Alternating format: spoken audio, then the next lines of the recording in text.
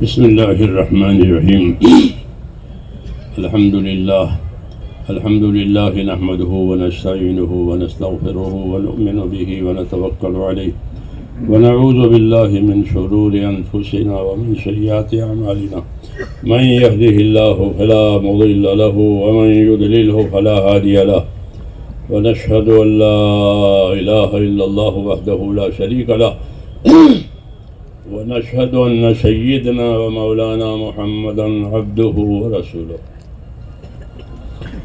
صلى الله تعالى عليه وعلى آله وصحبه وبارك وسلم تسليما كثيرا أما بعد فأعوذ بالله من الشيطان الرجيم بسم الله الرحمن الرحيم إن الذين قالوا ربنا الله ثم استقاموا تتنزل عليهم الملائكة ألا تخافوا ولا تحزنوا وابشروا بالجنة التي كنتم توعدون نحن أولياؤكم في الحياة الدنيا وفي الآخرة ولكم فيها ما تشتهي أنفسكم ولكم فيها ما تدعون نزلا من غفور رحيم ومن أحسن قولا ممن دعا إلى الله وعمل صالحا وقال إنني من المسلمين صدق اللہ العظیم۔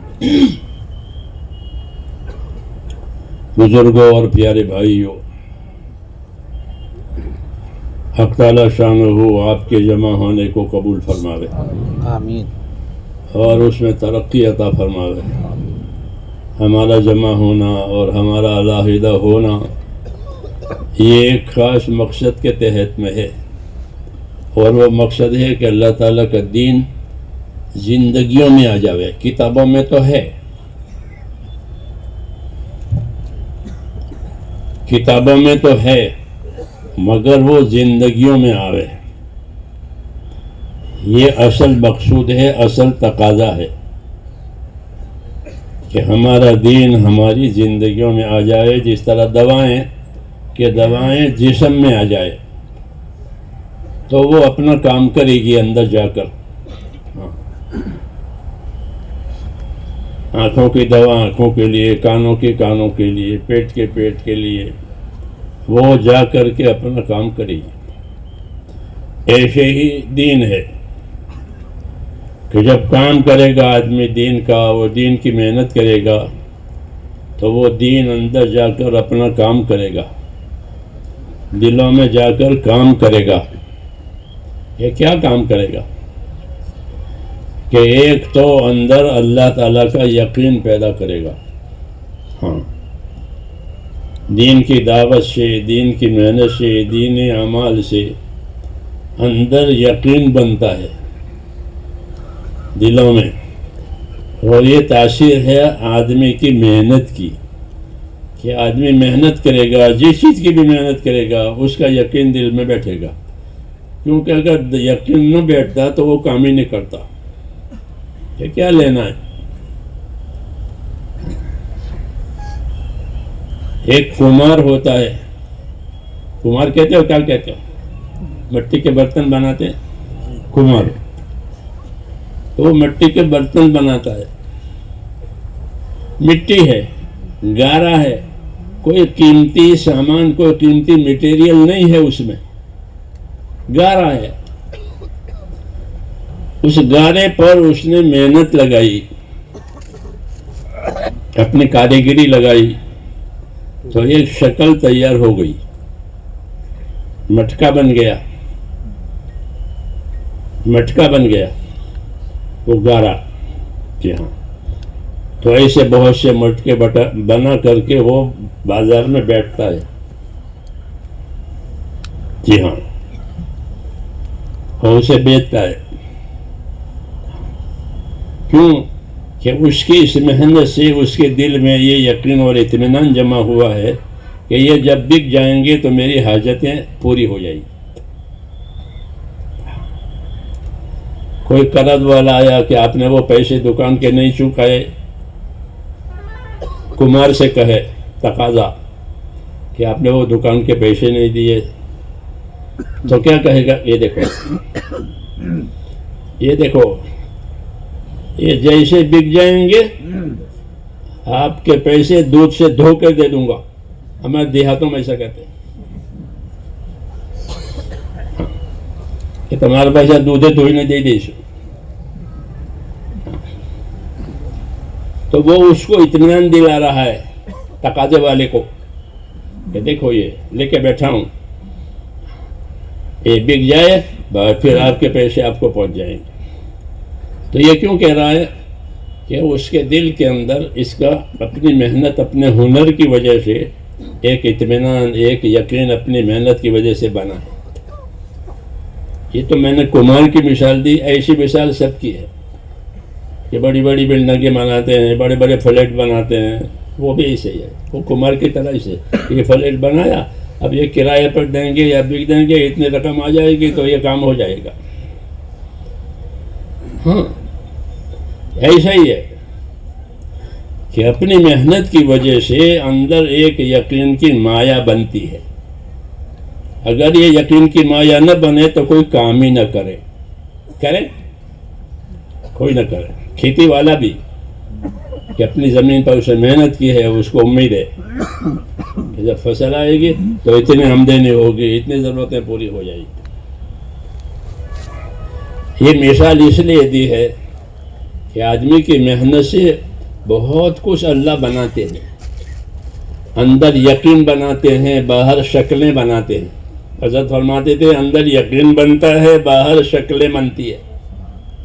جیسے باہر عمارت ہو گئی، فلیٹ تیار ہو گئے، اور اندر یقین ہے کہ یہ بک جائیں گے یا کرائے پر جائیں گے تو پھر بیٹھے بیٹھے کھائیں گے۔ یہ ہوتا ہے۔ تو آدمی کی محنت سے اندر یقین بنتا ہے اور باہر شکلیں بنتی ہیں۔ اسی سے دنیا چل رہی ہے۔ اگر ایسا نہ ہو تو دنیا چلے نہیں چل رہی۔ یہ اللہ نے نظام بنایا ایسا کہ کھیتی والے کو کھیتی کی شکل سامنے ہے، دکان والے کو دکان کی شکل سامنے ہے، کمار کو اپنی شکل، ہر ہنر والے کو اپنی محنت سے اپنی شکلوں پر یقین آتا ہے۔ جی ہاں، تو یہ کام چلتا ہے، یہ نظام ہے اللہ تعالیٰ کا، ورنہ آدمی نہیں جانتا کہ کل کیا ہوگا۔ جی ہاں، لیکن نظام چلا رہا ہے۔ ایسے ہی میرے دوستو اللہ تعالیٰ نے دوسری لائن، جیسے یہ مادی لائن ہے، چیزوں کی لائن ہے، ایک مادی لائن بھی کے علاوہ ایک عملی لائن بھی اللہ نے چلائی ہے کہ آدمی عمل کرے اور عمل کر کے یہ امید کرے کہ اس سے یہ ہوگا، جیسے دکان کر کے کرے کہ اس سے میری ضرورت پوری ہو جائے گی، میرا مقصد پورا ہو جائے گا۔ ایسے دوسری لائن اللہ تعالیٰ نے ایمان اور عمل کی دنیا میں قائم کی ہے کہ وہ بھی ایسی ہے جیسے یہ ہے۔ شرط یہ ہے کہ ان ایمان اور عمل پر کچھ محنت کرنی پڑتی ہے۔ جب اس میں محنت کرے گا تو اس عمل پر بھی یقین آئے گا کہ میں نے یہ عمل کیا ہے، اللہ اس پر یہ کریں گے، جیسے میں نے دکان کھولی ہے تو اس کا نفع آئے گا۔ اس لیے انبیاء کرام علیہم الصلاۃ والسلام ایمان اور عمل کی بات لے کر آتے ہیں۔ آمنوا وعملوا الصالحات، آمنوا وعملوا الصالحات، اکثر قرآن پاک میں ایمان لائے، نیک اعمال کیے، ایمان لائے، نیک اعمال کیے۔ ہاں اچھا، یہ راستہ یقینی ہے، وہ راستہ یقینی نہیں ہے کہ بھئی کھیتی سے پیداوار ہوتی ہے اور بعد مرتبہ نہیں بھی ہوتی، کوئی آفت آ جاتی ہے، جی ہاں، تو وہ سب ختم ہو جاتا ہے، تجارت میں کھوٹ آ جاتی ہے، تو کوئی یقینی نہیں ہے۔ لیکن یہاں جو باتیں ہوئی ایمان اور عمل میں، وہ باتیں یقینی ہے۔ اللہ کا وعدہ ہے کہ یہ عمل تم کرو گے تو ہم اس پر یہ کریں گے. اس لیے عمل کی ذمہ داری بندوں پر آئی ہے، اور اس کے نتیجے کو اور اس کے پھل کو دینا یہ اللہ نے اپنے ذمہ کیا ہے. وعدہ کا پورا کرنا اللہ نے اپنے ذمہ کیا ہے کہ تم عمل کرو، اور آگے جو وعدہ ہے عمل پر وہ وعدہ ہم پورا کریں گے. اس طرح ہمارا اللہ تعالیٰ کے ساتھ ایک معاملہ ہے. کاروبار میں معاملہ ہوتا ہے کہ آپ مال دیں گے تو مال لیں گے، دکان والے کو پیسے دیں گے تو مال دے گا، نہیں دیں گے تو نہیں ہوگا. معاملہ ہے، لین دین ہے. جی ہاں، اللہ سے بھی ایسا ہی معاملہ ہے. اور وہ کیا معاملہ ہے کہ اللہ تعالیٰ نے ہمارے اوپر ذمہ داریاں ڈالی ہے، اور ذمہ داریوں کے پورا کرنے پر وعدے کیے ہیں کہ اگر آپ نے یہ ذمہ داری پوری کر لی تو ہم اس پر یہ کریں گے. جیسے سورہ فاتحہ میں پڑھتے ہیں ایاک نعبد و ایاک نستعین، اے اللہ تیری ہی عبادت کریں گے اور تجھی سے مدد لیں گے.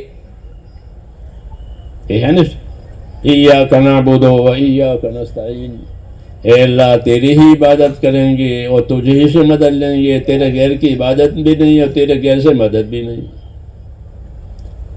تو معاملہ بتایا کہ جو اللہ تعالیٰ سے مدد لینا چاہے وہ اللہ کا بندہ بن کر اللہ کی عبادت کرے تو پھر اس کے لیے مدد کا وعدہ ہے. یہ دین ہوا کہ عمل کے ذریعے سے اللہ سے کامیابی لینا، حکموں کو پورا کر کے اللہ سے اپنی مراد لینا دنیا کی آخرت کی. یہ دین میں ہوتا ہے کہ اللہ کے حکموں کو پورا کیے جائے، اس کو ادا کیا جائے، اور اس پر اللہ تعالیٰ کا جو وعدہ ہے اس سے فائدہ اٹھایا جائے. یہی نبیوں کا طریقہ ہوتا ہے کہ نبی دنیا میں آ کر کے اس کی دعوت دیتے ہیں کہ جس طرح تمہارے دنیاوی معاملات چلتے ہیں یہ بھی ایک معاملہ ہے. وہاں مال ہے، یہاں اعمال ہے. وہاں مال ہے، اسباب ہیں، اور یہاں اعمال ہے. اسباب پر جس طرح نتائج دیکھتے ہو اپنے عادت و تجربے سے، ایسے ہی یہاں بھی نتائج آئیں گے تمہارے ایمان اور یقین کی وجہ سے. اس لیے وہ پہلے ایمان یقین کی دعوت دیتے ہیں، لا الہ الا اللہ. یہ پہلا کہ کوئی عبادت کے لائق نہیں ہے سوائے اللہ کے، کوئی مدد کرنے والا نہیں ہے سوائے اللہ کے، کوئی کام بنانے والا نہیں ہے سوائے اللہ کے، کوئی حیات دینے والا نہیں سوائے اللہ کے، کوئی موت دینے والا نہیں اللہ. سب سے نفی، ایک اللہ سے ہونے کا یقین. یہ پہلا اس کو ایمان اور یقین کہتے ہیں.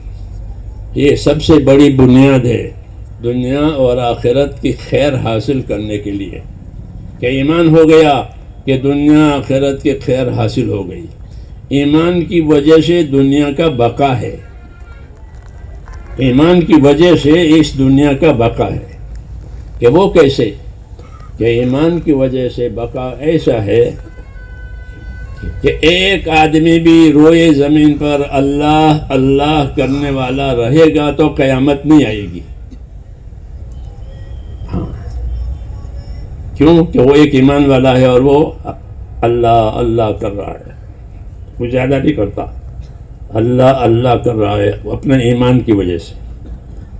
تو اس کے ایمان کی وجہ سے یہ پورا عالم باقی رہے گا. یہ ایمان ہے. ایسے ایمان کی اہمیت ہے. جی ہاں، کہ ایمان کی وجہ سے عالم کا بقا ہے، اور علم کی وجہ سے عالم کی سلامتی ہے. یہ دو چیزیں اللہ تعالیٰ نبیوں کے ذریعے سے دیتے ہیں. ایک ایمان آتا ہے، ایک علم آتا ہے. ایمان اللہ کا تعلق، اللہ کا یقین، اللہ کا خوف، اللہ سے امید کہ کسی سے کچھ نہیں ہے، سب کچھ اللہ سے ہے.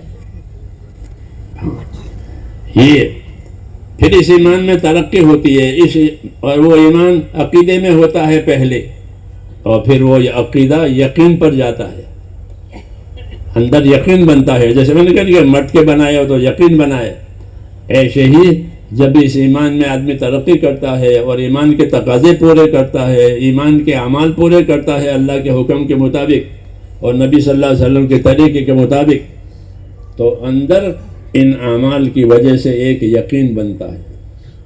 کیوں کہ اللہ تعالیٰ نے ان اعمال کے نتیجے کی ہم کو خبر دی ہے کہ یہ عمل کرو گے تو یہ ہوگا، یہ عمل کرو گے تو یہ ہوگا.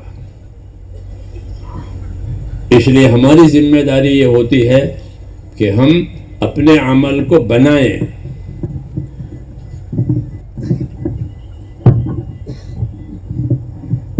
عمل بنانے کی ذمہ داری ہماری ہے، عمل کرنے کی بھی ذمہ داری ہماری ہے.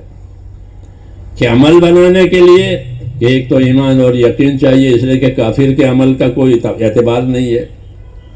جی ہاں، ایمان شرط ہے، اللہ پر ایمان شرط ہے عمل کے صحیح ہونے کے لیے، عمل کے قبول ہونے کے لیے. پھر اس عمل کے لیے علم شرط ہے کہ اس عمل کا جو صحیح طریقہ ہے اس کا علم ہمارے پاس ہو. پھر ہماری نیت صحیح ہو. جب یہ چیزیں ہو جائے گی تو وہ عمل صحیح ہوگا.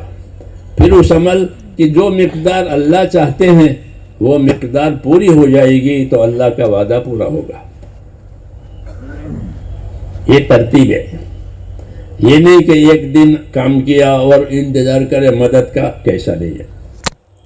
کوئی بھی چیز ایسی نہیں ہے کہ آج ہی شادی کی اور آج ہی بیٹا ہو گیا، ایسا ہوتا ہے. اور آج ہی بویائی کی اور آج ہی کٹائی بھی ہو گئی، ایسا نہیں ہوتا.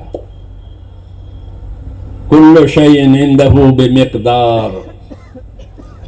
ہاں، کہ ہر چیز اللہ کے ہاں ایک مقدار کے ساتھ ہے کہ جب اتنا ہو جائے گا تب ہم کریں گے. اس لیے نبی آ کر کے یہ عمل کا راستہ کھولتے ہیں. ہاں، دنیا والوں کے پاس اپنے راستے ہوتے ہیں. مثلا تاجروں کے پاس تجارت کا راستہ ہوتا ہے، حاکموں کے پاس حکومت کا راستہ ہوتا ہے، زمینداروں کے پاس زمینداری کا راستہ ہوتا ہے، مزدوروں کے پاس مزدوری کا راستہ ہوتا ہے. یہ چار شعبے ہیں. یہ چار شعبے ہیں. یہ شعبے معیشت کے کہلاتے ہیں. معیشت کے شعبے. معیشت کے معنی زندگی گزارنے کے لیے. حکومت زندگی گزارنے کے لیے، کھیتی زندگی گزارنے کے لیے، تجارت کس کے لیے؟ زندگی گزارنے کے لیے. اور مزدوری کس کے لیے؟ وہ بھی نہیں. یہ معیشت کے شعبے کہلاتے ہیں کہ اس کے ذریعے سے تمہارا گزارا ہوگا. یہ گزارے کے شعبے ہیں. موت تک اس کا تعلق ہے. موت پر یہ سب ختم. حاکم کی حکومت، تاجر کی تجارت، مزدور کی مزدوری، زمیندار کی زمینداری ختم. جو چیز آنکھوں سے نظر آتی ہے، آنکھیں بند ہونے پر اس کا سلسلہ ختم ہو جاتا ہے. جو چیز، اس کو مشاہدہ کہتے ہیں کہ جو چیز تمہاری آنکھوں سے نظر آئے گی، جب موت پر انسان کی آنکھیں بند ہو جائے گی تو اس کا سلسلہ بھی ختم ہو جائے گا. اب دوسری دنیا شروع ہوگی.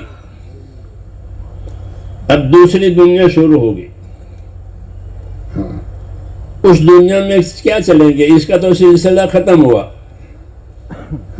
ملکیت بھی ختم ہو گئی. مالک تھے بڑی بڑی جائیدادوں کے، اور موت پر ملکیت ختم ہو جاتی ہے. اب دوسرے لوگ مالک بنیں گے. تو ملکیت بھی ختم، اس کا نفع بھی ختم. ہاں، اب دوسرا سلسلہ ہے. اس لیے نبیوں نے آ کر کے یہ دوسرے سلسلے کو سمجھایا ہے. ہاں، موت سے پہلے کی یہ باتیں تو ہر ایک اپنا کر لیتا ہے، لیکن دوسرا سلسلہ ہے وہ اللہ سے تعلق کا، ایمان کا، عمل کا. ہاں، وہ لائن اللہ کے نبی کھولتے ہیں. اس کو عبادت کی لائن کہتے ہیں کہ اللہ نے انسانوں کو، جناتوں کو عبادت کے لیے پیدا کیا. یہ بتایا کہ میں نے جناتوں کو، انسانوں کو صرف میری عبادت کے لیے پیدا کیا ہے. وَمَا خَلَقْتُ الْجِنَّ وَالْإِنسَ إِلَّا لِيَعْبُدُونِ، کہ میں نے ان کو صرف اسی وجہ سے پیدا کیا ہے کہ وہ میری عبادت کریں گے. میں ان سے یہ نہیں چاہتا کہ وہ مجھے روزی دیں یا وہ دوسروں کو روزی دیں. یہ تقاضا میرا نہیں ہے. مَا أُرِيدُ مِنْهُم مِّن رِزْقٍ وَمَا أُرِيدُ أَن يُطْعِمُونِ. نہ مجھے روزی کی ضرورت ہے، نہ یہ چاہتا ہوں کہ دوسروں کو روزی دو، بلکہ روزی دینے کے لیے میں ہوں. جو پیدا کرے گا وہ پالے گا. قاعدہ ہے کہ جو پیدا کرے گا وہ پالے گا. جو کھیتی بوئے گا وہ اپنی کھیتی کو پانی دے گا. یسقی کا منظرک، یسقی کا منظرک، کہ تجھے پانی وہ دے گا جس نے تجھے بویا ہے. تو آدمی جو بوتا ہے وہ پانی بھی دیتا ہے، ایسا نہیں کہ بونے کے بعد چھوڑ دے. تو ایسے ہی اللہ تعالیٰ کہ جو پیدا کرے گا وہ پالے گا. یہ کہا، اس لیے کہا تمہاری روزی ہمارے ذمے ہے. ایک دوسرے کے ذمے نہیں ڈالی، تمہاری روزی ہماری ذمے، لیکن ہم نے تم کو عبادت کے لیے پیدا کیا ہے. یہ ہوا مقصد زندگی. یہ کیا ہوا؟ ایک ہوتی ہے ضرورت زندگی، ایک ہوتی ہے مقصد زندگی. ضرورت زندگی تو وہ سب جو میں نے کہ حکومت ہے، تجارت ہے، یہ ضرورت زندگی ہے. اور مقصد زندگی کیا ہے؟ کہ مقصد زندگی یہ ہے کہ اللہ کی عبادت کے لیے ہم کو زندگی دی ہے. یہ اس کو مقصد کہتے ہیں. اس لیے مقصد فوت نہیں ہونا چاہیے. ضرورتیں آگے پیچھے ہو سکتی ہے، لیکن مقصد کہ مقصد فوت نہ ہو. مقصد فوت ہو گیا تو کہ مقصد فوت تو وہ ہلاک ہو گیا. جیسے ایک آدمی حج کو جاوے اور راستے میں اتنا لیٹ ہو گیا کہ حج فوت ہو گیا. کیا فوت ہو گیا؟ حج کا وقت نکل گیا. تو کیا ہوا کہ نامراد ہوا. اب اس کا جانا آنا مکہ مدینہ کیونکہ مقصد کا نہیں رہا. تو مقصد جس کا مقصد فوت ہو جاوے اس کو نامراد کہتے ہیں کہ اس کا تو مقصد ہی فوت ہو گیا، یہ نامراد ہو گیا. اس لیے یہ سمجھنے کی بات ہے کہ نامرادی کس میں ہے کہ دنیا کی ضرورتوں کے آگے پیچھے ہونے میں نامرادی نہیں ہے، وہ تو ہوتی ہے. ہاں، جس مقصد کے لیے اللہ تعالیٰ نے ہم کو پیدا کیا ہے وہ مقصد ہاتھ سے نکل جاوے تو وہ سب سے بڑی نامرادی. اس سے زیادہ نامرادی اور محرومی ہے ہی نہیں. سب سے بڑی نامرادی یہ ہے کہ زندگی کا مقصد ہی فوت ہو جائے. اس لیے اللہ تعالیٰ نے ہم کو یہ بات سمجھائی ہے کہ بھئی نامراد کون ہے اور کامیاب کون ہے. فمن زحزح عن النار وادخل الجنت فقد فاز. یہ کہا کہ فمن زحزح عن النار وادخل الجنت فقد فاز، کہ جو جہنم سے بچایا گیا اور جنت میں داخل کیا گیا وہ کامیاب ہوگا. اور جنت میں جانا اور جہنم سے بچنا وہ اللہ کی عبادت اور اللہ کے دین پر موقوف ہے. کہ دین ہوا تو جہنم سے بچنا ہو جائے گا، جنت میں جانا ہو جائے گا.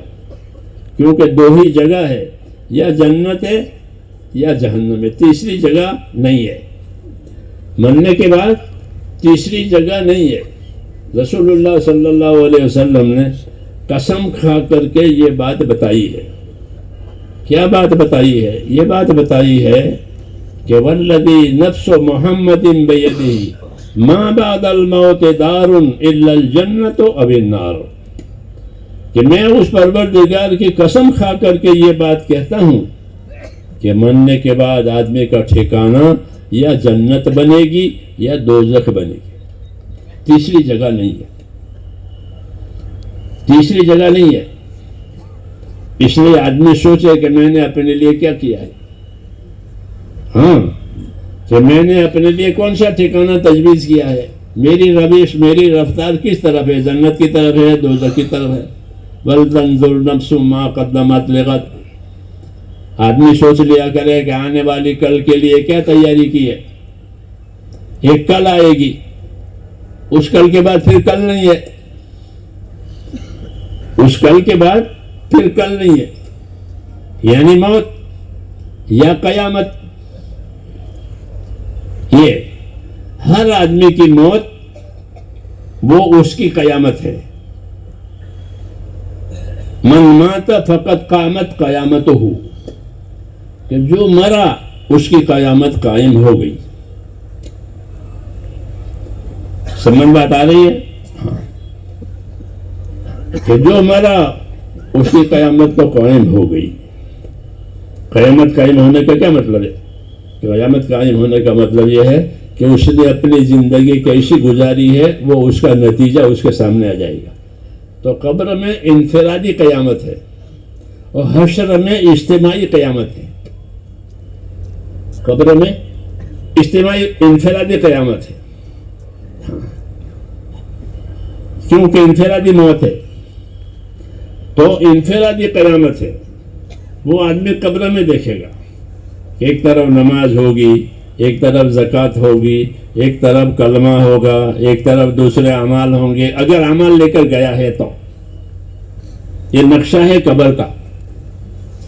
یہ قبر کا نقشہ ہے کہ سیدھے ہاتھ کی طرف جو ہے وہ نماز ہوگی اور بائیں ہاتھ کی طرف روزہ ہوگا, کیونکہ روزہ ڈال ہے اور ڈال بائیں ہاتھ میں پکڑتے ہیں اور تلوار سیدھے ہاتھ میں پکڑتے ہیں میدانوں میں. یہ نقشہ ہے قبروں کا. یہ روزہ ہے, نماز ہے, اور کلمہ, یہ کلمہ تو سرتاج ہے, وہ سر کی طرف ہوگا, وہ سب سے بڑی چیز ہے. وہ سب سے بڑی چیز ہے کلمہ اور ایمان, وہ سب سے بڑی چیز ہے. کیونکہ کلمے کے ساتھ اٹھے گا اپنی قبر سے.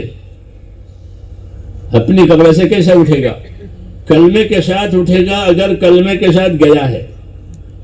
ایک دفعہ حضور صلی اللہ علیہ وسلم پریشان تھے تو جبریل آئے کہ کیا بات ہے, آپ پریشان ہیں, آپ غمزدہ ہیں؟ کہ ہاں. کہ کس بات پر؟ کہ مجھ کو میری امت کا غم ہے, کہ ان کا کیا ہوگا. تو وہ آپ کو لے کر کے قبرستان میں گئے اور ایک قبر پر پیر مارا.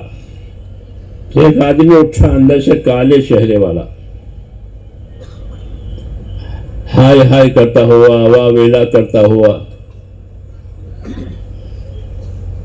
پھر اسے کہا تو لوٹ جاؤ, وہ لوٹ گیا. پھر دوسری قبر پر مارا. پھر ایک آدمی اٹھا روشن چہرے والا, لا الہ الا کہتا اٹھا. اس سے کہا تو بھی لوٹ جائے. یہ دیکھا کر کہا کہ دیکھ لیا آپ نے, اب جو جس حال میں مرے گا اس حال میں اٹھے گا. جو جس حال میں مرے گا اس حال میں اٹھے گا. کیوں کہ قبر اور قیامت یہ نتائج کے ظاہر ہونے کی جگہ ہیں. قبروں میں انفرادی حالتیں ظاہر ہوگی اور آخر اور قیامت میں اجتماعی حالتیں ظاہر ہوگی. یہ ہمارا ایمان ہے. یہ کیا ہے کہ یہ ہمارا ایمان ہے. ہاں, اس کا ذکر تذکرہ دنیا میں ہوتا نہیں ہے. اور یہی اصل ہے, کیونکہ ہم میں سے ہر آدمی روز روز اپنے آخرت کی طرف جا رہا ہے. کس طرف جا رہے ہیں؟ کس طرف جا رہے ہیں؟ آخرت کی طرف جا رہے ہیں ہر آدمی. لقمان حکیم نے اپنے بیٹے سے کہا تھا کہ بیٹا, جب سے تو پیدا ہوا ہے تیری روش اور تیرا چلنا اپنی آخرت کی طرف ہے. روز روز تو اپنی آخرت کی طرف جا رہا ہے. ایسے ہر آدمی کہ اپنی ماں کے پیٹ سے پیدا ہوتے ہی وہ اس کی روش آخرت کی ہو جاتی ہے. ہاں, ایک دن کا ہوا, 2 دن کا ہوا, 10 سال کا ہوا, 20 سال کا ہوا, 80 سال کا ہوا. ہاں, تو یہ رفتار ہے. جب یہ رفتار پوری ہو جائے گی تو وہ اپنے آخرت میں اتر جائے گا. ایمان باللہ والیوم الآخر, اللہ پر ایمان لانا کہ جو کچھ ہوگا اللہ سے ہوگا, جو کرے گا اللہ کرے گا. اور دوسرا ایمان کہ آخرت پر ایمان لاؤ. یہ بنیاد ہے. جن چیزوں پر ہم ایمان لاتے ہیں ان میں یہ بنیاد ہے کہ ایمان باللہ والیوم الآخر. مسلمانوں کا عقیدہ ہے کہ مرنے کے بعد دوبارہ زندہ ہونا ہے, وہ اپنی زندگی کا سارا نقشہ سامنے آنے والا ہے. ہاں, یہ ہم کو بتایا گیا اور یہ بتا کر کے یہ بھی فرمایا گیا کہ الکیس من دان نفسہ وعمل لما بعد الموت. الکیس من دان نفسہ وعمل لما بعد الموت. حدیث پاک ہے کہ باہوش آدمی وہ ہے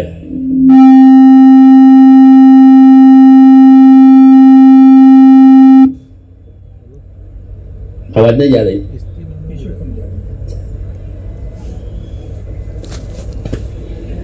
کیا کہہ رہا تھا؟ ہاں سبق، یہ سبق ہے، یاد رکھنا ہے. سن کے ٹیپ کے مطمئن، ٹیپ کر کے مطمئن نہیں ہو جانا. کیوں؟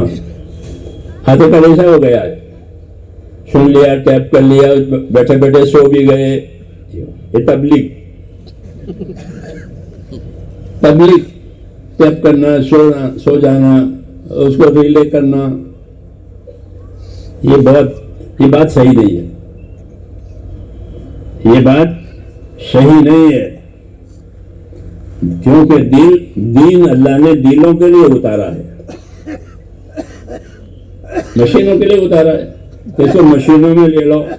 نہیں تو حضور صلی اللہ علیہ وسلم کو اللہ مشین دیتے، وہ صحیح تجھے میں ریلے کر لیتے بیٹھے بیٹھے.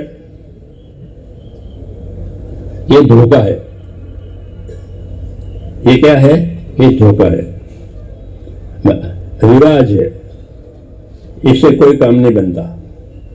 ہاں، دینوں کے لیے اللہ نے دین اتارا، مشینوں کے لیے نہیں اتارا. اس لیے اپنے دلوں میں دین آوے، یہ اصل ہے. حضور صلی اللہ علیہ وسلم فرمایا الکیس من دان نفسہ، کہ باہوش سمجھدار آدمی وہ ہے کہ جو اپنی ذات پر قابو کرے. آپ لوگ تمام مشینوں پر قابو کرتے ہو، کرتے نہیں کرتے؟ گاڑی فاسٹ کرنی ہے، سلو کرنی ہے، بند کرنی ہے، تو کون کرتے ہو؟ ابھی لوگ تو کرتے ہو، کرتے نہیں کرتے؟ ہاں، تو کوئی بوتل ہے بند کرنی ہے، کھولنی ہے، دروازہ بند کرنا ہے، کھولنا ہے، تو یہ کام آپ کرتے ہو، یعنی انسان کرتا ہے. تو یہاں رہبری ہے کہ جس طرح دوسری چیزوں کو کھولتے ہو، بند کرتے ہو، اپنے قابو میں رکھتے ہو، اس طرح اپنی ذات کو بھی قابو میں رکھو. دیکھا کہ الکیس من دان نفسہ وعمل لما بعد الموت، کہ باہوش آدمی وہ ہے جو اپنی ذات پر قابو کرے. جیسے باقی چیزوں پر قابو کرتے ہیں نا، اپنی ذات پر قابو کرے. کہ اپنی ذات پر قابو کرنے کا کیا مطلب ہے؟ گونگا بہرا ہو جاوے کہ نہ، اپنی ذات پر قابو کرنے کا مطلب یہ نہیں ہے، بلکہ یوں فرمایا وعمل لما بعد الموت. اپنی ذات پر قابو کرنے کا مطلب یہ ہے کہ چونکہ ایک دن مرنا ہے اور مرنے کے بعد ساری چیزیں سامنے آنے والی ہے، اس لیے وہ موت کے بعد جو عمل کامیاب ہے اس کو آج کرے. یہ قابو کرنے کا مطلب ہے. وہ کام نہ کرے جس کا کوئی فائدہ ہی نہیں ہے. ہاں، لغو ہے کہ طاقت خرچ ہو گئی، وقت خرچ ہو گیا، فائدہ کچھ بھی نہیں ہوا، اس میں نہیں، بلکہ وہ کام کرے اپنی سمجھداری کی وجہ سے جو اس کو موت کے بعد کام دے. یہ سمجھایا ہے کہ الکیس من دان نفسہ، الکیس من دان نفسہ وعمل لما بعد الموت، کہ باہوش آدمی وہ ہے جو اپنی ذات پر قابو کرے، یعنی اپنے آپ کو اللہ کی ناراضگی سے بچاوے. یہ قابو کرنے کا مطلب ہے کہ اپنے آپ کو اللہ کی ناراضگی سے بچاوے. اللہ تعالیٰ نے ہمارے لیے یہ باتیں کھول دی ہے کہ کن باتوں سے اللہ راضی ہے، کن باتوں سے ناراض ہے. یہ کھول دی ہے نبیوں کے ذریعے سے، پھر نبیوں کے بعد اہل علم کے ذریعے سے، کہ نبیوں کے پاس سے جو علم آیا وہ اہل علم نے لیا، اور اہل علم نے پھر اس کو دنیا میں پھیلایا، اس کو شائع کیا، اس کو سمجھایا، تو بات آ گئی ہے. اس لیے کہا کہ سمجھدار آدمی وہ ہے جو اپنی ذات پر قابو کرے، یعنی موت کے بعد کام آنے والا عمل آج کرے. یہ تبلیغ ہے. کہ تبلیغ کیا ہے؟ کہ جو تجھے موت کے بعد کام دے وہ آج کر. ہاں، یہ نہیں کہ بعد میں کریں گے پھر کریں گے، کہ نہ، آج کر. ہاں، کیونکہ شیطان کا ایک ہیلا یہ بھی ہوتا ہے کہ وہ کسی کام کے لیے بندہ تیار ہوتا ہے تو اس کو سمجھاتا ہے کہ ابھی کیا ضروری ہے، بعد میں کرنا، ابھی کیا نکلنا ضروری ہے، رمضان کے بعد جائیں گے، عید کے بعد جائیں گے، حج کے بعد جائیں گے. ہاں، یہ سمجھداری کی بات نہیں ہے. یہ شیطان کا ایک حربہ اور دھوکہ ہے کہ وہ بندے کو ٹالنا سکھاتا ہے کہ ابھی نہیں بعد میں. اس کو تسویف کہتے ہیں عربی میں. تسویف سوف یعنی بعد میں. تو یہ منع ہے، یہ منع ہے. تو پھر کیا حکم ہے کہ جو کام موت کے بعد، جو عمل موت کے بعد کام آنے والا ہے اس پر سبقت کرو. یہ ہوگا، ہاں سبقت کرو، جلدی کرو، آگے بڑھو، یہ کہا ہے. یہ نہیں بعد میں کریں گے، کہ بعد میں نہیں. سابقو، جلدی آگے بڑھو. سارعو، جلدی کرو. یہ حکم ہے. موت کے بعد جو عمل کام آنے والے ہیں ان کے لیے یہ حکم ہے کہ دوسرے وقت پر ٹالنا کہ نہیں. اگر دوسرے وقت پر ٹالا تو وہ ٹل گیا. اب آئندہ موقع آئے گا کہ نہیں آئے گا کچھ نہیں کہہ سکتے. بعض مرتبہ زندگی نہیں ہوتی، کیا موقع آئے گا؟ زندگی ختم ہو گئی، یا زندگی ختم ہو گئی ہے لیکن کچھ ایسے حالات آئے کہ موقع ہی ہاتھ میں نہیں آیا اور محروم ہو گئے. اس لیے حکم ہے کہ موت کے بعد جو عمل کام آنے والا ہے کہ اس کے لیے ٹالنے کی بات نہ کرو. اس کو تسویف کہتے ہیں کہ آج نہیں کل، آج نہیں کہنا، جلدی کرو. تو اس لیے کہا الکیس من دان نفسہ وعمل لما بعد الموت. باہوش آدمی وہ ہے جو اپنی ذات پر قابو کرے، اپنے آپ کو ناراضگی، خدا کی ناراضگی سے بچاوے اور موت کے بعد کام دینے والا عمل آج کرے. یہ سمجھداری کی بات ہے. اور نادانی کی بات کیا ہے کہ نادان کون ہے؟ کہ نادان وہ ہے کہ اپنے نفس کو سمجھاوے، اپنے نفس کو سمجھاوے کہ ہاں ابھی نہیں، ابھی بعد میں کریں گے، اور نفس کی تابعداری کرے. حکم کی تابعداری نہ کرے، نفس کی تابعداری کرے. ہاں، اور اللہ پر امید بھی باندھے کہ اللہ بڑا بیڑا پار کرنے والا ہے، اللہ رؤوف رحیم ہے، غفور رحیم ہے، کہ یہ بات نہیں ہے. حضور صلی اللہ علیہ وسلم نے فرمایا کہ جو چیز تیرے نفع کی سامنے آوے تو اس میں حرص کر. اللہ بتائیں گے نفع کی چیز، رسول بتائیں گے نفع کی چیز، کامیابی کی چیز.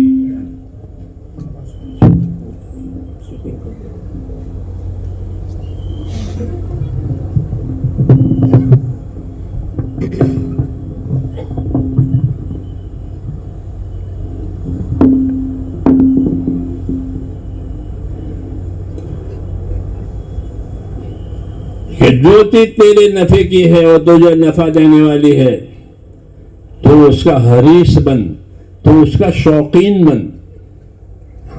جیسے لوگوں کو مختلف چیزوں کے شوق ہوتے ہیں نا، جی ہاں، تو کس چیز کا شوقین بننا،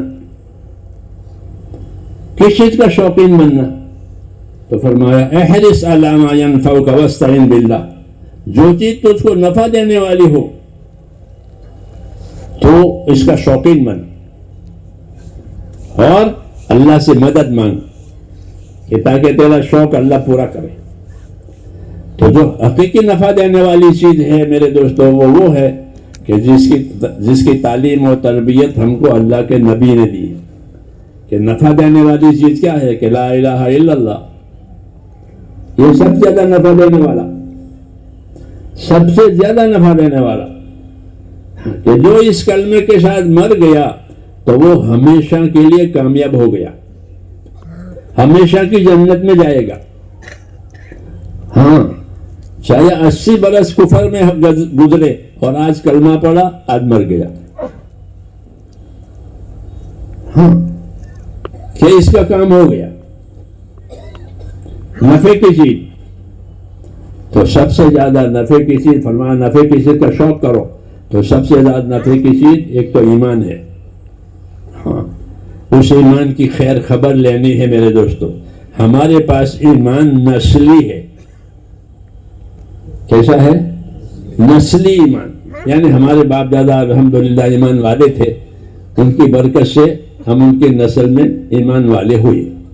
یہ بھی ایک نعمت ہے، یہ بھی ایک نعمت ہے اور بڑی نعمت ہے.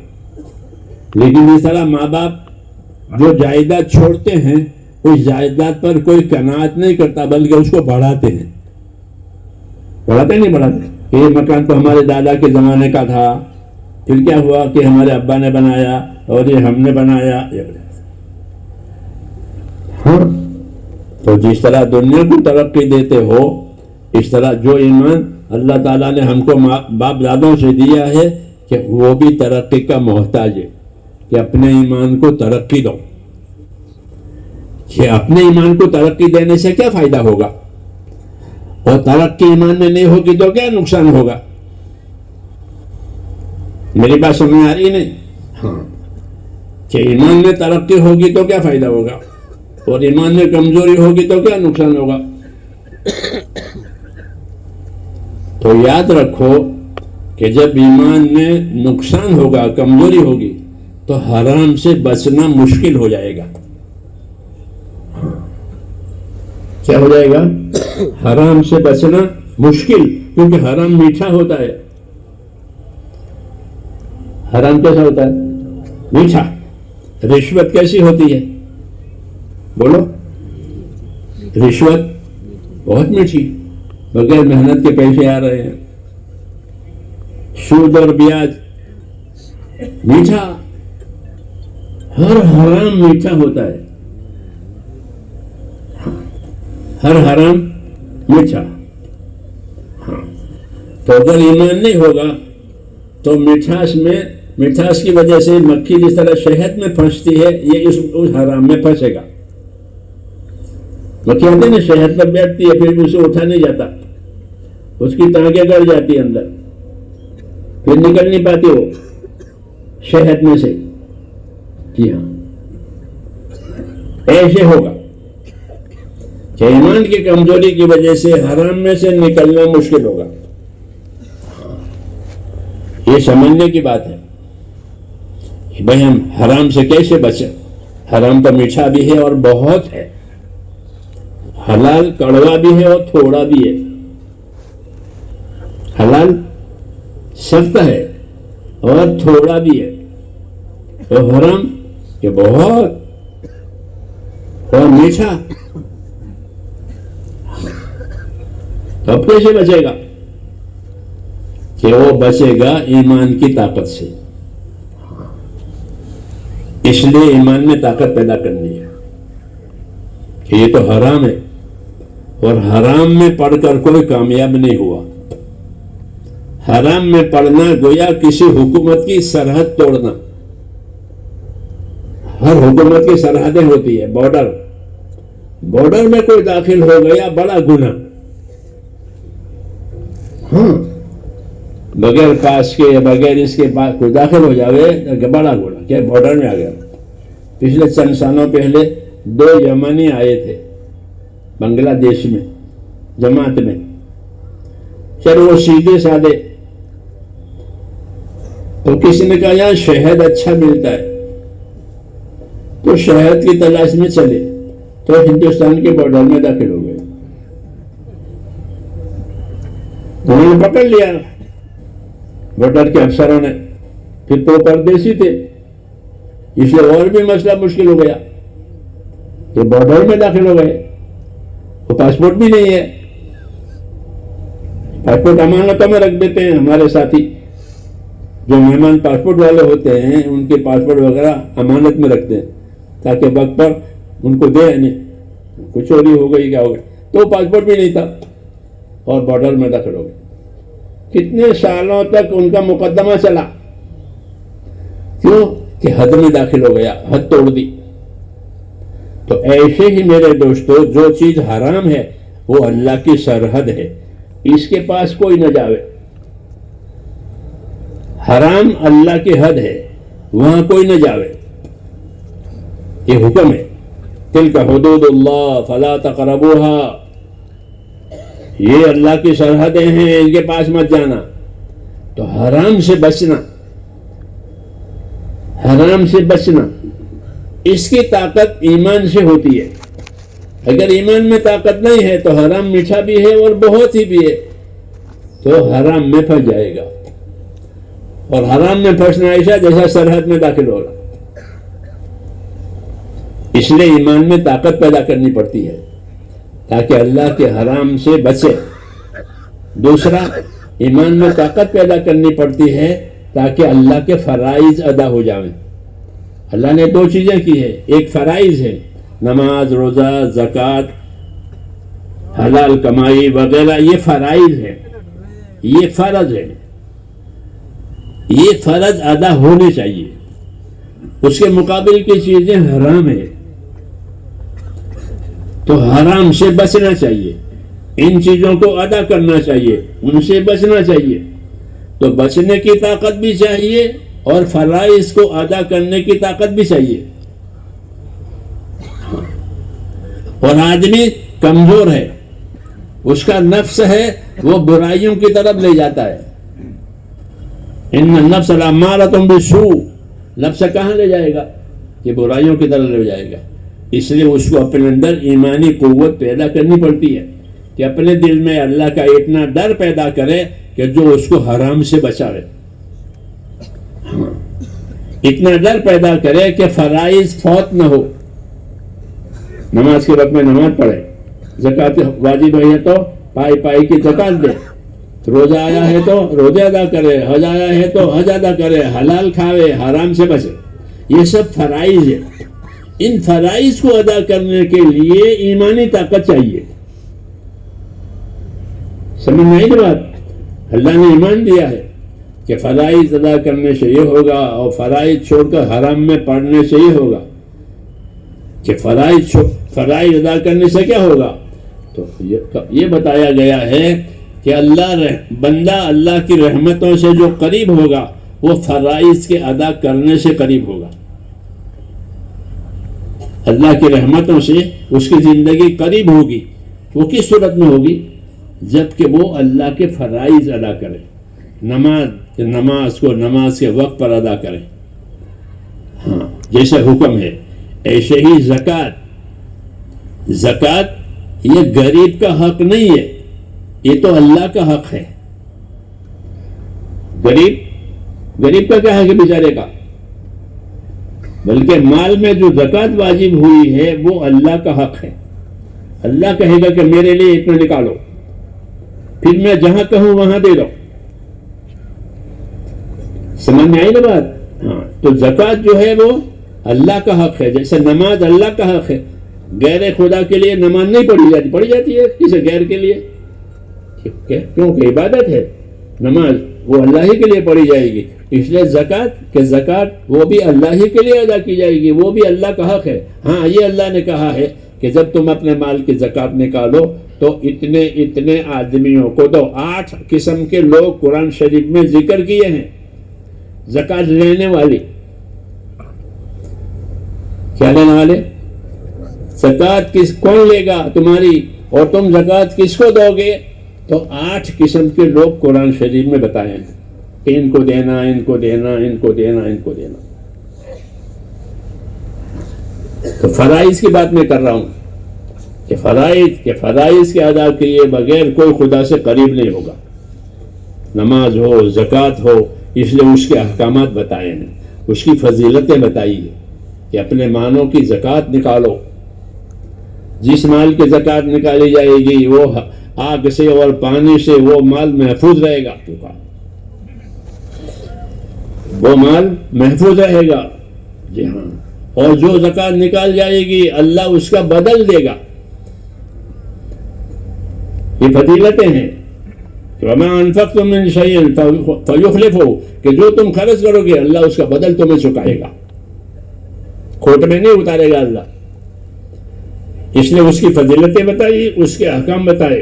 نماز، زکوٰۃ، روزہ، حج، حلال کمائیاں، یہ اللہ کے فرائض ہیں۔ ایمان کی طاقت اس لیے پیدا کرنی ہے کہ یہ فرائض ادا ہو جائیں۔ ہم نہیں جانتے کسی کے پاس کتنا مال ہے، وہ تو وہی جانتا ہے، وہی جانتا ہے۔ جی ہاں، مال اور میل وہ تو آدمی جانتا ہے کہ بدن میں کتنا میل ہے اور اتنا مال ہے، وہ آدمی جانتا ہے. اس لیے حکم دیا ہے کہ مال ہے تو اپنی زکوٰۃ ادا کرو. مولانا الیاس صاحب رحمۃ اللہ علیہ فرماتے تھے کہ میں چاہتا ہوں کہ ہمارا ہر ساتھی اپنے مال میں سے پائی پائی کی زکوٰۃ ادا کرے، اور زکوٰۃ کو غریبوں کی ضرورت نہ سمجھے، اپنی ضرورت سمجھے. زکوٰۃ غریب کی ضرورت نہیں ہے، تیری ضرورت ہے. جی ہاں، تو اپنے لیے دے گا، ان کے لیے نہیں. ان کا تو پروردگار ہے، اللہ ان کو روزی دے گا. ہاں، تمہاری زکوٰۃ پر غریب کی زندگی نہیں ہے، اللہ اس کو پالے گا، لیکن زکوٰۃ کیا ہے. تو اس لیے میرے دوستوں، ایمان کی طاقت اس لیے پیدا کرنی ہے کہ جو اللہ کے فرائض ہیں وہ ادا ہو جائیں. ہاں، دوسرا کہ ایمان کی طاقت اس لیے پیدا کرنی ہے کہ جو چیزیں اللہ نے حرام کی ہے اس سے اپنے آپ کو بچا سکے. اگر ایمان میں طاقت نہیں ہے تو حرام میں پھنس جائے گا. اس لیے عائشہ صدیقہ فرماتی تھی کہ اللہ تعالیٰ نے حرام چیزیں ایک دم حرام کر کے منع نہیں کیا. سمجھ میں نہیں بات؟ لوگ شراب پیتے رہے، شراب پی کے نماز میں بھی آتے تھے، شراب پی کر نماز میں آتے تھے، اور ان کو کہا تھا کہ تم نشے میں ہو تو نماز میں مت آؤ. لا تقربوا الصلاۃ وانتم سکارا، نشے میں ہو تو نماز میں مت آؤ. یہ نہیں کہا کہ مت پیو، کیوں کہ ابھی ان کے اندر حرام سے بچنے کی طاقت پیدا نہیں ہوئی ہے. ایسے ہمارا حال ہے کہ حرام سے بچنے کی ہمارے اندر طاقت نہیں ہے، فرائض کو صحیح ادا کرنے کی طاقت نہیں ہے. بہت کم مسلمان ہوں گے کہ جو نماز اپنی زکوٰۃ صحیح دیتے ہوں گے پائی پائی کی. اس طرح نمازیں بھی کہ نمازیں صحیح پڑھنے والے بہت تھوڑے. جی ہاں، حالانکہ وہ فرض ہے، لیکن اپنے ایمان کی کمزوری کی وجہ سے اس کی طرف اہمیت نہیں ہے. اس لیے ایمان میں قوت قرار دے تاکہ اپنی نمازیں بھی صحیح کرے، اپنے زکاتیں بھی صحیح دے، اپنے فرائض ادا کرے، حرام سے بچنے کی طاقت آئے کہ یہ نجات کا ذریعہ ہے. اس لیے یہ محنت دی گئی ہے، دین بھی دیا ہے اور دین کی محنت دی گئی ہے کہ جب دین کی محنت ہوگی تو حرام سے بچنے کی طاقت آئے گی. ہمارا ایک ساتھی تھا اتر سہارنپور کی طرف کا، اس کا سودی کاروبار تھا، سود کا لین دین تھا. پھر اس کو اللہ نے اس راستے میں لگایا. تو جب آدمی اس راستے میں چلتا ہے، محنت میں چلتا ہے، تو اس راستے کی ایک تاثیر ہے کہ اس کے دل میں کوئی احساس اور شعور اللہ پیدا کرتے ہیں. خاص کر کوئی آدمی کسی گناہ میں ہوتا ہے اور اس راستے میں چلتا ہے تو چونکہ یہ راستہ نورانی راستہ ہے، وہ اندر نور بنتا ہے، اس لیے دل میں نور پیدا ہوتا ہے. تو پھر دل میں وہ گناہ جس میں وہ پھنسا ہوا ہے وہ کھٹکتا ہے اندر کہ میں تو یہ گناہ کرتا ہوں اور یہ کام ہے، یہ اندر کھٹک پیدا ہوتی ہے. گناہ کی علامت ہے یہ. گناہ کی کیا نشانی ہے؟ کہ گناہ کی نشانی یہ ہے کہ تیرے دل میں کھٹک پیدا کرے، تیرے دل میں چبھے. جس طرح پھانس چبھتی ہے اس طرح دل میں گناہ چبھتے ہیں. پھر آدمی بے چین ہو جاتا ہے کہ میں یہ گناہ ہے، میرا یہ گناہ ہے، میرا یہ گناہ ہے، میرا یہ گناہ ہے. جب ایمان بنتا ہے تو گناہ چبھتے ہیں، اور ایمان نہیں بنتا، غفلت ہوتی ہے تو دل سن ہو جاتا ہے. جیسے بدن کا کوئی حصہ سن ہو اور پین مارو تو کچھ نہیں، کیونکہ وہ سن ہو گیا ہے. لیکن جب ایمان کی محنت کرے گا تو پھر دل کے اندر ایک چیز پیدا ہوگی، اس لیے گناہ کھٹکے گا. تب وہ بے چین ہوگا، میں کیا کروں. پھر وہ توبہ کر لیتا ہے اور اس گناہ میں سے نکل جاتا ہے. یہ کہا والذین جاہدوا فینا لنہدینہم سبلنا، کہ جو ہمارے راستے کی محنتیں کریں گے ہم ان کو اپنے راستوں کی ہدایت دیں گے. سبل سے مراد جنت کے اعمال ہیں کہ جو ہمارے راستے کی محنت کرے گا ہم ان کو اعمال جنت کی طرف رہبری کریں گے. اس کام کی فضیلت ہے کہ والذین جاہدوا فینا لنہدینہم سبلنا، کہ جو ہم اس راستے کی محنت کرے گا تو ہم ان کو سبل یعنی اعمال جنت کی طرف رہبری کریں گے. اس لیے وہ حرام سے نکلے گا, حرام چھوڑے گا. تو وہ سارا نور کی طرف کا ساتھی تھا, اس کا سودی کاروبار, پھر اس کا وقت لگا تو اس نے وہ سودی کاروبار چھوڑ دیا. کوئی پریشانی تو آئی, چھوڑنا ہے, لیکن اللہ تعالیٰ نے مدد فرمائی تو مجھے کہنا کہ اب میرا کاروبار حلال ہے اور وہ چل پڑا ہے. تو اللہ تعالیٰ نکال دیتے ہیں حرام میں سے, کیونکہ حرام پر جمنا صحیح نہیں ہے, بچنا ضروری ہے. اس کے لیے ایمانی طاقت, تو جب اس راستے میں پھریں گے تو وہ ایمانی طاقت پیدا ہوگی جو حرام میں سے نکالے.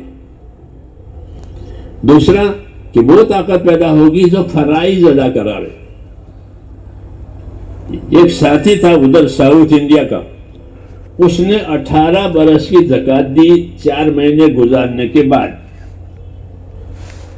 4 مہینے لگائے, پھر گھر جا کر 18 سال کی زکوٰۃ دی.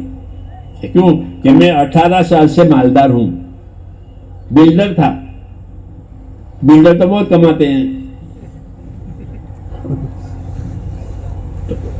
کہ میں 18 سال سے مالدار ہوں لیکن میں نے زکوٰۃ دی نہیں. بعد اللہ کے راستے میں گئے اور پھر فضائل اعمال اور فضائل صدقات اور یہ چیزیں سامنے آئی. ہاں تو اب پانی پڑا, پانی پڑتا ہے تو چیزیں اگتی ہے.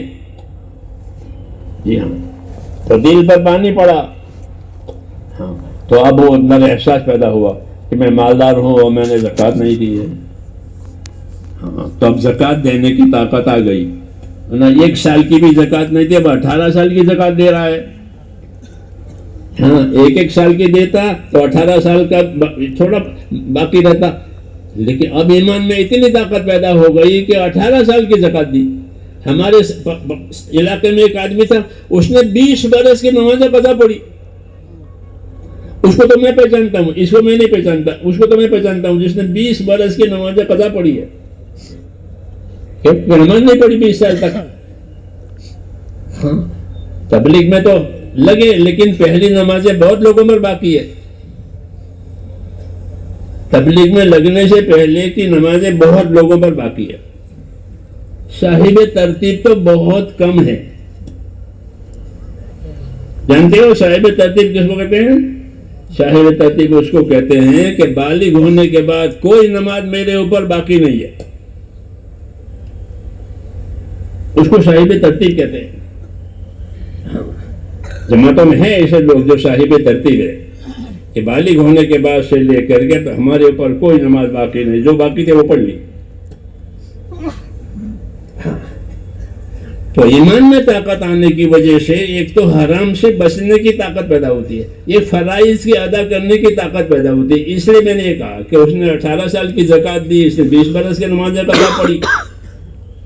اخلاق ٹھیک ہو جاتے ہیں ایمان کی وجہ سے کہ دوسروں کا حق میرے اوپر ہے. میرا ایک ساتھی تھا اسکول کا, بہت آزاد, ہاں زندگی اچھی نہیں تھی. ہم لوگ پھرتے تھے تشکیل میں, تو ایک مرتبہ وہ چائے پی رہا تھا ہوٹل میں, تو اس کے بعد بیٹھ کر کے بات کی. وہ تو ہمارا ادب کرتا تھا, تو بہت آزاد تھا. اس کے ماں باپ بھی اس سے پریشان تھے. ہم نے کہا کہ بمبئی میں اجتماع ہے اور تھوڑا سا وقت لگاؤ, چلہ لگاؤ. تو کچھ 20 دن لگاؤں گا, چلہ نہیں. ہم نے اس کے 20 دن مان لیے اور بمبئی چلا گیا اور 20 دن لگایا. 20 دن لگا کر آیا تو بدل گیا. فلاں رشتے دار کو بلاؤ گھر آ کر, تھوڑا سا بیمار ہو گیا, بیماری میں گیا فلاں کو بلاؤ فلاں. تو گھر والے پریشان نہیں کہ ان کو کیا ضرورت ہے بلانے کی, کہ میں ان کے پاس معافی مانگوں گا, میں نے ان کو ستایا ہے, میں نے ان کے ساتھ زیادتی کی ہے. تو جن جن لوگوں کے ساتھ زیادتی کی تھی وہ چپ رہی ہے, چھپ رہی ہے اندر. تو اب بے چین ہے کہ ان کو بولا ہوتا کہ میں معافی مانگوں کہ اللہ کے واسطے مجھے معاف کر دو. یہ تو تبلیغ کا یہ اثر ہے دعوت کا کہ آدمی کا رجوع اللہ کی طرف ہو جاتا ہے. پھر اللہ اس کو گناہوں میں سے نکالتے ہیں. دوسروں کا حق ہوتا ہے تو معافی کی توفیق دیتے ہیں. اپنا ہوتا ہے تو چھٹی ہوئی نمازیں پڑھے گا، باقی زکاتیں ادا کرے گا، جی ہاں روزے ادا کرے گا کہ روزے نہیں رکھے. ہم امریکہ میں ہم تھے، اب بات لمبی ہو جائے گی. امریکہ میں ہماری جماعت 30 سال کی، تو یونیورسٹیوں میں 70,000 عرب نوجوان پڑھتے تھے، 70,000. تو ان میں کام ہوا، ان میں بات چیت ہوئی، وہ مائل ہوئے. پھر جب ہم سال پورا کر کے ہندوستان میں واپس آئے تو وہ بھی آئے جماعت میں وقت لگانے کے لیے. انہوں نے یہاں پھر وقت لگایا. گرمی کا زمانہ تھا جب وہ آئے تو، اور رمضان گرمی میں تھا، تو وقت انہوں نے لگایا. تو ہم سے کہنے لگے کہ ہمارے تو روزے باقی ہیں، کیونکہ وہ رمضان میں انہوں نے وقت لگایا تھا کہ ہم تو پہلے رمضان جو ہے وہ تو روزے رکھے ہی نہیں ہیں. یونیورسٹی میں پڑھ رہے تھے کہاں کے روزے، تو ہم تو روزے رکھنا چاہتے ہیں اب جماعتوں میں، تو اس لیے ہم روزے رکھیں گے. رمضان تو ختم ہو گیا، اب ان کو اپنے روزوں کی فکر ہو گئی. ہاں پہلے فکر نہیں ہوئی، اس لیے اس کو ضائع کیا رمضان کو. اب فکر ہو گئی. یہ لَنَهْدِيَنَّهُمْ سُبُلَنَا جو اللہ نے کہا تھا کہ ہم ان کو اپنے اعمال کی طرف رہبری کریں گے، جنت کے اعمالوں کی طرف. یہ تو کہ ہم تو روزے کی قضا رکھنا چاہتے ہیں. اب وہ وقت بھی لگا رہے ہیں، اور مئی جون کا مہینہ تھا اس سال. ہم نے ان کو مشورہ دیا کہ روزے کی قضا تو ضروری ہے، وہ تو کرنی پڑے گی. جی ہاں، لیکن ابھی موقع نہیں ہے کیونکہ تم زمان میں چلے ہو، ہمارا ملک گرم ہے، اس لیے جب واپس جاؤ تب اپنے روزے کی قضا کرنا. یہ مثال ہے میرے دوستوں کہ جب ایک کام ہوتا ہے اور دلوں پر پانی پڑتا ہے تو فرائض کی فکر پیدا ہو جاتی ہے، حرام سے بچنے کی فکر پیدا ہو جاتی ہے. ہاں خالی نکلنا مقصود نہیں ہے، ہاں بلکہ جب نکلے گا وہ صحیح نکلے گا تو جس طرح دواؤں میں تاثیر ہوتی ہے اس طرح اس عمل میں تاثیر ہے. دوا میں تاثیر ہوتی ہے نہیں، آنکھ کی دوا آنکھ کو ٹھیک کرتی ہے، کان کی دوا کان کو ٹھیک کرتی ہے. یہ زندگی کو ٹھیک کرنے کی دوا ہے کہ یہ عمل کہ زندگی کو ٹھیک کرے گا. وَالَّذِينَ جَاهَدُوا فِينَا لَنَهْدِيَنَّهُمْ سُبُلَنَا کہ یہ عمل زندگی کو ٹھیک کرے گا، خالی آنکھ کان کو نہیں. یعنی ایمان میں یقین آئے گا، ایمان میں خدا کا خوف آئے گا، اور اعمال کا شوق پیدا ہوگا، حرام سے بچنے کی طاقت پیدا ہوگی، دوسروں کے حقوق کی فکر پیدا ہوگی. کسی کا حق دبایا ہے تو وہ چبھے گا اس کو کہ فلانے کا میں نے دبایا ہے. ہاں جب پانی پڑے گا تو اندر چبھتا ہے گناہ، تو کہ میں نے فلانے کا حق دبایا ہے. ہاں تو وہ اس کا حق بھی دے دے گا، اس میں طاقت آ جاتی ہے. اس لیے میرے دوستو اپنے ایمانوں میں طاقت پیدا کرنے کی ضرورت ہے. بے شک ہم ایمان والے ہیں، اس میں کوئی شک نہیں ہے، اللہ کی توفیق ہے، لیکن اس پر قناعت نہیں کرنی ہے کہ ہم تو ہیں ہی. ایسے جماعت والے بھی یہ سمجھے کہ ہم تو ہیں تبلیغ میں، کہ یہ بھی غلط ہے کہ تبلیغ میں ہے لیکن تبلیغ سے کیا تقاضا ہے اور تبلیغ سے کیا چاہا جاتا ہے؟ خالی خروج چاہا جاتا ہے کہ بھائی نکل گئے. کہ نکلنا کافی ہے. مولانا انعام محسن صاحب فرماتے تھے کہ نکلنا یہ تو 1 نمبر ہوا، باقی 5 کہاں گئے؟ ہاں کہ باقی 5 کہاں گئے؟ 6ٹھا نمبر نکلنا، تو باقی 5 کا کیا ہوا؟ وہ تبلیغ تو 6 نمبروں کا نام ہے. ایمان میں یقین آوے، عبادت کا شوق پیدا ہو جاوے. کیا پیدا ہو جاوے؟ ابھی عبادتوں کا شوق نہیں پیدا ہوا ہے ہمارے اندر. کہیں تبلیغ میں ہے، عبادت کا شوق نہیں ہے، عبادت بوجھ ہے. اس لیے تنہائیاں فضولیات میں جاتی ہے. تنہائیاں اجتماع میں تو کر لی اجتماعی بچے، لیکن تنہائیاں فضولیات میں ہے. یہ علامت ہے کہ عبادت کا شوق پیدا نہیں ہوا. صحابہ میں جس طرح اور چیزیں پیدا ہوئی تھی، عبادت کا شوق پیدا ہو گیا تھا. ہاں عبادت کا شوق، آخرت کا خوف، یہ 2 چیزیں لازم ہے کہ تبلیغ کی وجہ سے اور دعوت کی محنت کی وجہ سے امت میں یہ 2 چیزیں آنی چاہیے. اپنے آخرت کا خوف کہ میرے آخرت میں کیا ہوگا. مولانا یوسف صاحب فرماتے تھے کہ ہر صحابی دنیا سے روتا ہوا گیا. کہ ہر صحابی دنیا سے کیسا گیا؟ کیوں؟ گناہ کیے تھے، گناہ کیے تھے نہ، گناہ نہیں، آخرت کا خوف ہے، پتہ نہیں آخرت میں کیا ہوگا، آدمی سمجھے کچھ اور نکلے کچھ۔ وَبَدَا لَهُم مِّنَ اللَّهِ مَا لَمْ يَكُونُوا يَحْتَسِبُونَ، کہ ان کے لیے وہ باتیں ظاہر ہوئی، وہ امور ظاہر ہوئے جو ان کا خیال بھی نہیں تھا۔ اس لیے ایک بزرگ فرماتے تھے کہ میں تو اس آیت سے ڈرتا ہوں، وَبَدَا لَهُم مِّنَ اللَّهِ مَا لَمْ يَكُونُوا يَحْتَسِبُونَ، کہ ان کے لیے وہ بات ظاہر ہوئی جو گمان میں نہیں تھا، سمجھتے تھے کہ ہم تو اچھے ہیں، اور وہاں جا کے کوئی دوسرا نکلا آخرت میں، پھر کوئی علاج بھی نہیں ہے۔ اس لیے اس کام کی تاثیر ہے کہ اس کام میں پھریں، اللہ کے راستے میں پھریں، تاکہ آخرت کا خوف آوے، آخرت کا خوف آوے، عبادت کا شوق آوے۔ کتنی باتیں ہوئی؟ دو، آخرت کا خوف آوے، عبادت کا شوق آوے۔ صحابہ میں عبادت کا شوق تھا، اللہ نے فرمایا تراہم رکعا سجدا یبتغون فضلا من اللہ ورضوانا، کہ تم اصحاب محمد صلی اللہ علیہ وسلم دیکھو گے نا تو کس حال میں دیکھو گے؟ کہ رکوع کرنے والے پاؤ گے، سجدہ کرنے والے پاؤ گے، ان کو یہ شوق ہے عبادت کا، تو ان کو رکوع میں پاؤ گے، سجدہ میں پاؤ گے، اللہ کا فضل اور اس کے مہربانی کے طلبگار پاؤ گے ان کو۔ ہاں تو بھائی ایک کام ہے کہ اس کام نے کیا اثر کیا۔ کوئی چیز ہوتے ہیں تو کیا شوق پیدا، موبائلوں کا لوگوں کو شوق پیدا ہو گیا، پاگل ہو گئے، موبائلوں کے پیچھے پاگل ہو گئے لوگ، ہاں ایسا شوق پیدا ہو گیا، یہ مثال ہے۔ تو ان کو عبادتوں کا شوق پیدا ہو، تراہم رکعا سجدا، کہ اصحاب محمد کو دیکھو گے صلی اللہ علیہ وسلم تو رکوع کرنے والوں میں پاؤ گے، سجدہ کرنے والوں میں پاؤ گے، ان کی حالت بتائی، حال ہے، اور اللہ کا فضل اور مہربانی کے طلبگار پاؤ گے ان کو، تو ان میں عبادت کا شوق پیدا ہوا، آخرت کا خوف پیدا ہوا۔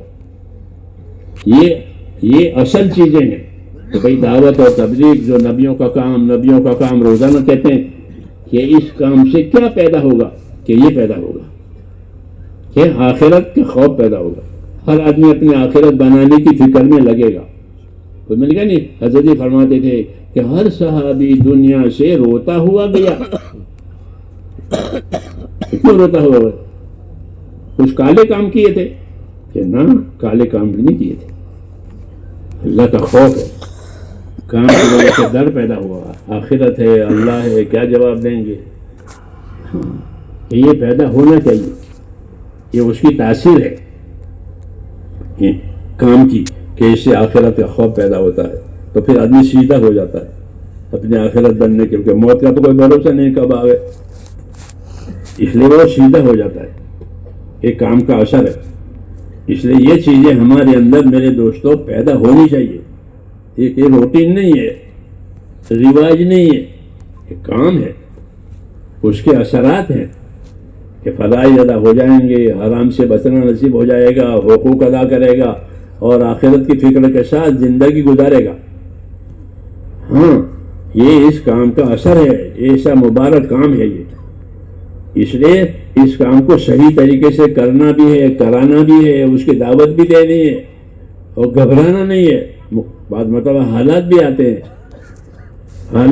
ہیں، لیکن اگر کام کے ساتھ حالات آئے تو یہ حالات ترقی دلائیں گے، جیسے صحابہ پر حالت نہیں آئی، تنگی آئی، جی ہاں تکلیفیں آئی، لوگوں نے ایذائیں دی، تو ان کی ترقی ہو گئی، ان کے درجے ہو گئے، بلال کا درجہ ہو گیا، بلال کو لوگ مارتے تھے، ان کو ہاں گھسٹتے تھے، پر سنتے پڑھتے، پھر کیا ہو گیا؟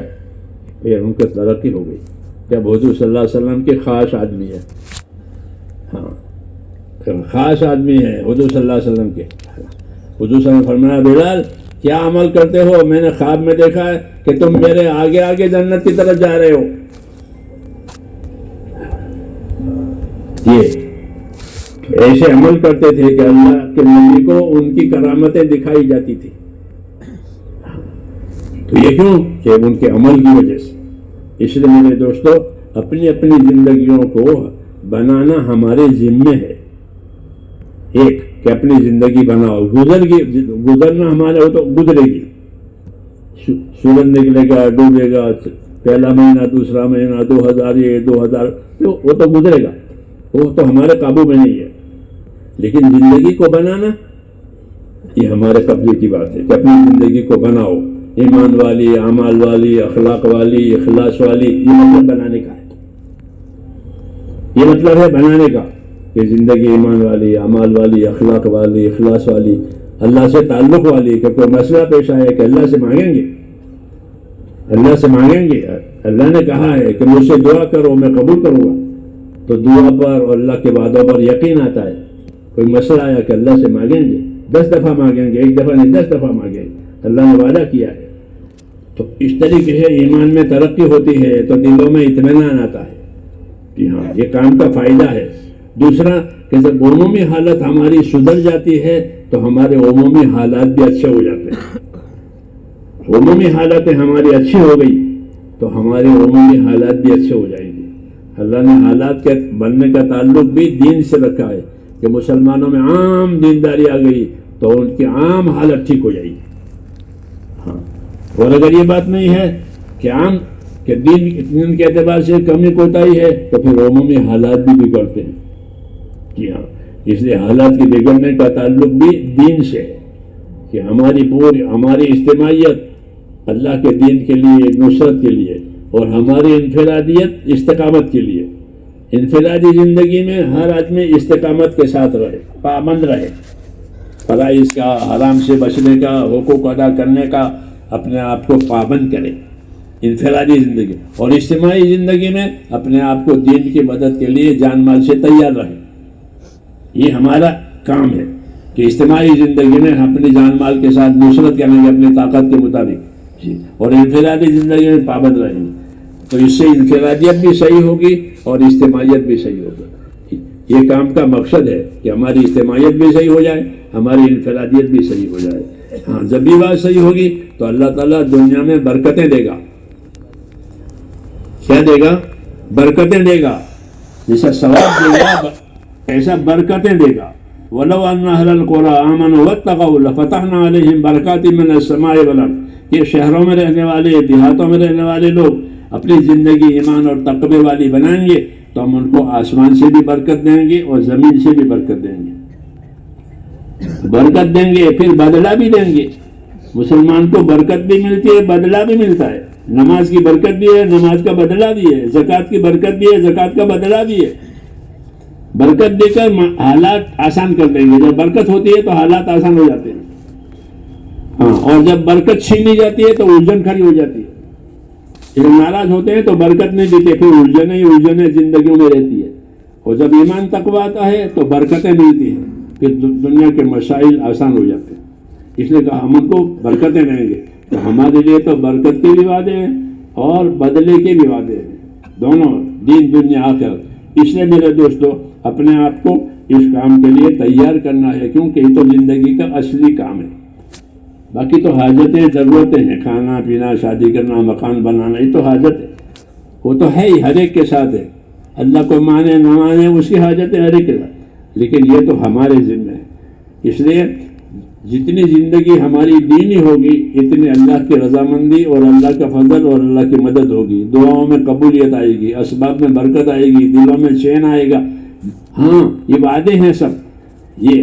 اس لیے میرے بھائیوں اس کام کے لیے اپنے آپ کو تیار کرنا ہے، اور اپنے لیے تیار کرنا، دوسروں کے لیے نہیں، اپنے لیے. ان احسنتم احسنتم لانفسکم، اچھا کرو گے اپنے لیے، برا کرو گے تمہاری طرف آئے گا. اس لیے کرنا اپنے لیے. ہر آدمی اپنے لیے سوچے کہ میں آخرت میں جا رہا ہوں تو میں نے اپنے لیے کیا کیا ہے، اس کی یہ تیاری ہے. اب اس کے لیے بتائیں کہ اللہ کے راستے میں اس کام کو کام بنا کر چلنا ہے، اس کے لیے کون کون تیار ہے.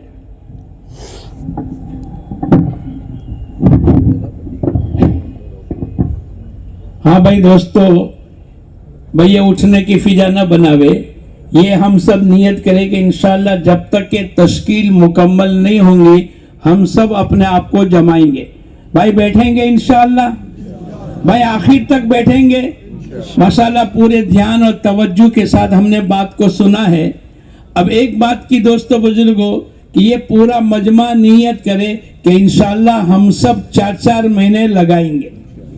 اس کام کو سیکھنے کے لیے 4 مہینے لگائیں گے اور اللہ پاک سے دعائیں مانگے، اے اللہ تو ہم تمام کو قبول فرما۔